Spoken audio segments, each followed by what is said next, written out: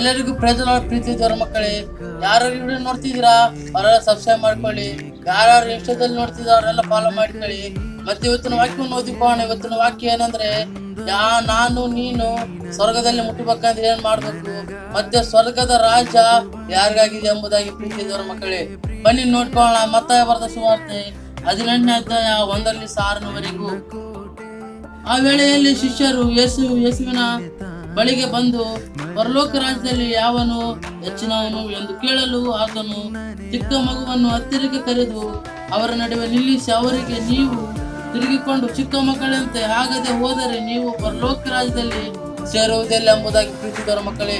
ಯಾಕಂದ್ರೆ ನಿನ್ನ ನೀನು ಯಾವಾಗ ತ್ಯಜಿಸಿಕೊಳ್ತಿದ್ದಿ, ನಿನ್ನ ನೀನು ಯಾವಾಗ ಬರಿದು ಮಾಡಿಕೊಳ್ತಿದ್ದಿ, ನಿನ್ನನ್ನು ನೀನು ಯಾವಾಗ ಚಿಕ್ಕವನಿಂದ ಅನುಸರಿಸಲ್ಪಡ್ತಿದ್ದಿ, ಅವಾಗ ನೀವು ಸ್ವರ್ಗದ ರಾಜ್ಯದಲ್ಲಿ ಸೇರುವುದಕ್ಕೆ ಸಾಧ್ಯ ಪ್ರೀತಿದವರ ಮಕ್ಕಳೇ. ಅವಾಗ ನಿನ್ನ ಪ್ರಾರ್ಥನೆ ದೇವರಿಗೆ ಕೇಳಿಸುತ್ತ ಪ್ರೀತಿದವರ ಮಗನೇ. ಆದ್ರೆ ನೀನು ನಿನ್ನ ತ್ಯಜಿಸಿಕೊಳ್ಳದೆ ನಿನ್ನ ನೀನು ಅಚ್ಚಳಪಡಿಸಿಕೊಂಡು ಅಹಂಕಾರದಿಂದ ಅಹಂದಿಂದ ನನ್ನ ರಕ್ಕಿರುವಷ್ಟು ಯಾರಲ್ಲಿ ಎಂಬುದಾಗಿ ನೀನು ಅಹಂಕಾರ ಪಡುವುದಾದರೆ, ಅಹಂಕಾರ ಪಟ್ಟು ದೇವರಲ್ಲಿ ಮೊಣಕಾಲೂರಿ ನೀನು ಪ್ರಾರ್ಥನೆ ಮಾಡುವುದಾದ್ರೆ ನಿನ್ನ ಪ್ರಾರ್ಥನೆ ಸ್ವರ್ಗದಲ್ಲಿ ಮುಟ್ಟುವುದಿಲ್ಲ.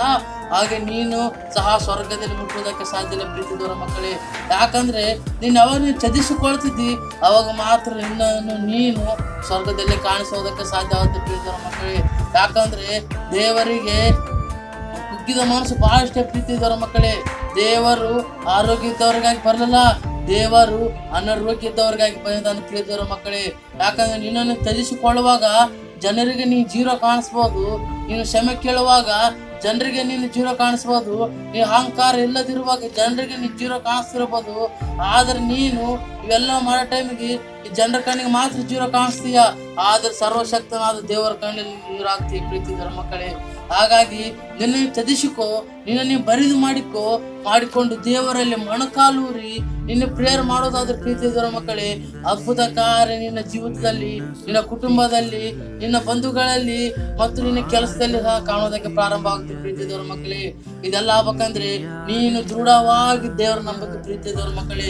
ಇವೆಲ್ಲವೂ ಮಾಡುವಾಗ ಜನರು ನಿನಗೆ ಅಡ್ಡಿ ಬರ್ಬೋದು, ಜನರಿಗೆ ಉಗುಳ್ಬೋದು, ಜನರಿಗೆ ಬೈಬಹುದು. ಆದ್ರೆ ನೀವು ಅಲ್ಲಿ ಯುದ್ಧ ಮಾಡಬಾರ್ದು, ದೇವರ ಬಂದಲ್ಲಿ ಯುದ್ಧ ಮಾಡ್ತೇವೆ ಪ್ರೀತಿದವರ ಮಕ್ಕಳೇ.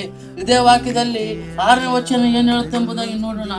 ಆದರೆ ನನ್ನಲ್ಲಿ ನಂಬಿಕೆ ಇಡುವ ಈ ಚಿಕ್ಕವನಲ್ಲಿ ಒಬ್ಬನಿಗೆ ಯಾವನಾದರೂ ಅಡ್ಡಿಯಾದರೆ ಅಂತವನಿಗೆ ಕೊರಳಿಗೆ ಬೀಸುವ ಕಲ್ಲು ಕಟ್ಟಿ ಅವನನ್ನು ಆಳವಾದ ಸಮುದ್ರದಲ್ಲಿ ಹಾಕ್ತಾನೆ ಎಂಬುದಾಗಿ ದೇವರ ವಾಕ್ಯ ಹೇಳ್ತಾ ಪ್ರೀತಿಯವರ ಮಕ್ಕಳೇ. ಹಾಗಾಗಿ ನಾನೇನು ಯುದ್ಧ ಮಾಡುವುದಲ್ಲ, ನಾನೇನು ಹೋಗಲಿ ಬೈಯುವುದಲ್ಲ, ನಾನೇನು ಹೋಗಲಿ ಜಗಳ ಆಡುವುದಲ್ಲ, ನಾನೇನು ಮೊಣಕಾಲೂರಿ ಪ್ರೇಯರ್ ಮಾಡುವುದಾದ್ರೆ ದೇವರಲ್ಲಿ ಬಂದು ಯುದ್ಧ ಮಾಡ್ತಾನೆ.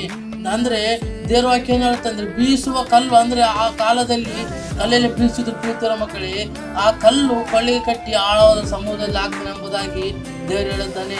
ಯಾಕೆ ಆಗ್ತಾನೆ ಅಂದ್ರೆ, ನಾನು ದೇವರಲ್ಲಿ ನಂಬಿಕೆ ಇಡುವಾಗ, ನಾನು ದೇವರಲ್ಲಿ ಅಭಿವೃದ್ಧಿ ಆಗುವಾಗ, ಅನೇಕ ಜನರಿಗೆ ಅಡ್ಡ ಬಂದ್ರು ಸಹ ನೀನು ದೇವರನ್ನು ನಂಬಿಕೊಂಡಿರುವಾಗ ನಿನ್ನನ್ನು ನೋಡಿ ದೇವರು ನಿನಗೆ ಕೇಡು ಮಾಡೋರನ್ನ ದೇವರು ಅಲ್ಲಿ ಹೋಗಿ ತಾನು ಯುದ್ಧ ಮಾಡ್ತಾನೆ. ಹಾಗಾಗಿ ನೀನು ಸಂಪೂರ್ಣವಾಗಿ ದೇವರು ನಂಬೋಣ. ವಿಡಿಯೋ ಇಷ್ಟ ಆದ್ರೆ ಎಲ್ಲರೂ ಸಬ್ಸ್ಕ್ರೈಬ್ ಮಾಡಿ, ಹಾಗೆ ಬೆಲ್ ಐಕಾನ್ ಅನ್ನು ಪ್ರೆಸ್ ಮಾಡಿ. ಮತ್ತು ಎಲ್ಲರಿಗೂ ನನ್ನ ಪ್ರೀತಿಯ ಪ್ರೈಸ್ ದಿ ಲಾರ್ಡ್.